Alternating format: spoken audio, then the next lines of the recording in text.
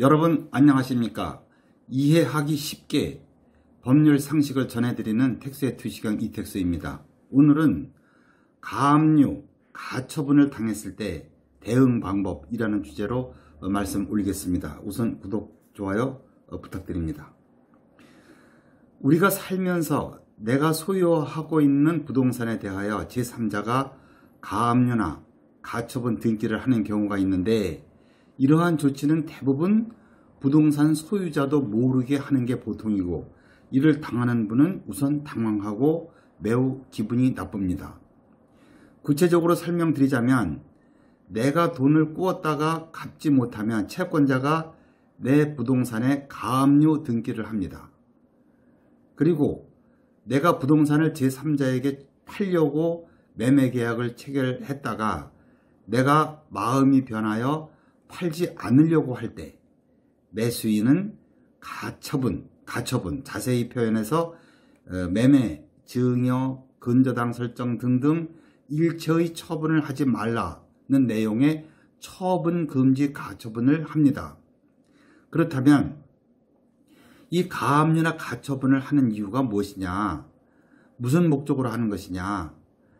가압류나 가처분이나 모두 법원의 결정을 받아서 등기부등본에 기재가 되고, 가압류나 가처분 등기가 되어 있으면 등기부등본은 누구나 발부받을 수가 있어서 이를 매수하려는 사람이나 임차하려는 사람들이 거래를 하기를 꺼려합니다. 결국 그 부동산의 소유자는 소유권 행사를 할 수가 없게 됩니다. 보통은 가압류나 가처분을 한 후에는 곧바로 권리를 주장하는 사람이 소송을 제기하여 자신의 권리가 정당한지 여부에 대한 법원의 판단을 받게 되는데, 법원의 최종 판단을 받기까지 상당한 기간이 소요됩니다. 그런데 그 동안에 유일한 부동산을 처분하면 그 사람은 무일푼이 되기 때문에 판결을 받아도 아무런 효용이 없어질 것에 대비하여 그 부동산을 처분하지 못하도록 가압류나 가처분 결정을 받아 이를 등기부에 등재케 하는 것이죠.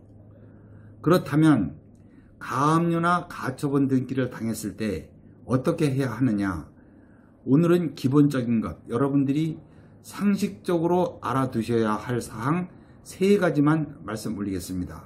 첫째, 이 가압류와 가처분을 당한 입장에서는 상대방에게 나에게 무슨 권리가 있다는 것인지를 모르거나, 혹은 채권이 있기는 하는데 그 금액이 어느 정도인지에 대하여 의견이 상반되는 등 여러 종류가 있습니다. 그런데 그러한 의문을 최종적으로 해소시키는 방법은 당사자 간의 합의가 성립되지 않는 한 법원의 판결밖에는 없습니다.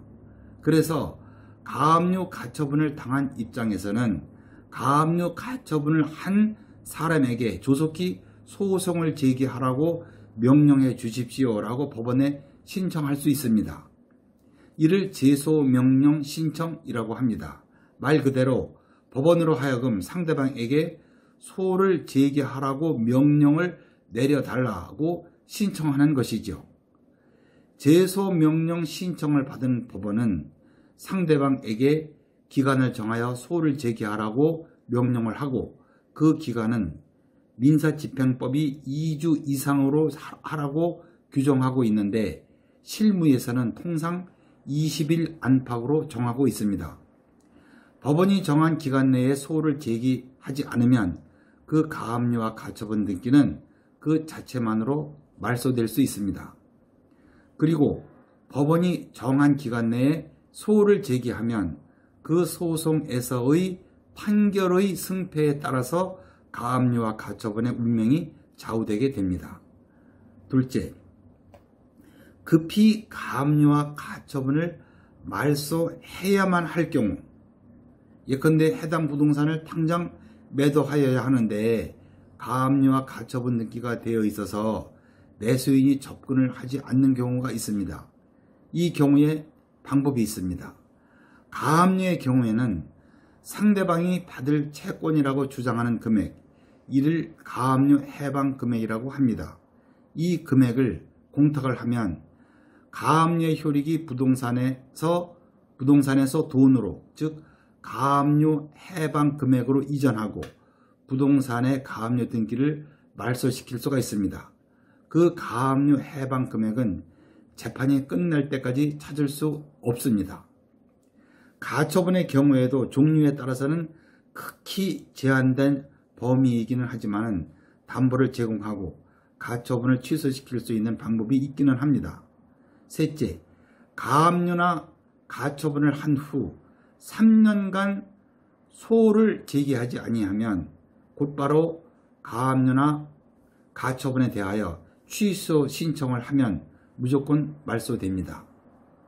가압류나 가처분을 당했다고 해서 낙담하지 마시고 이와 같은 방법도 있다는 사실을 아시고 계셨다가 유용하게 활용하시기 바랍니다. 가압류와 가처분에 대하여는 매우 어려운 문제가 많이 있습니다.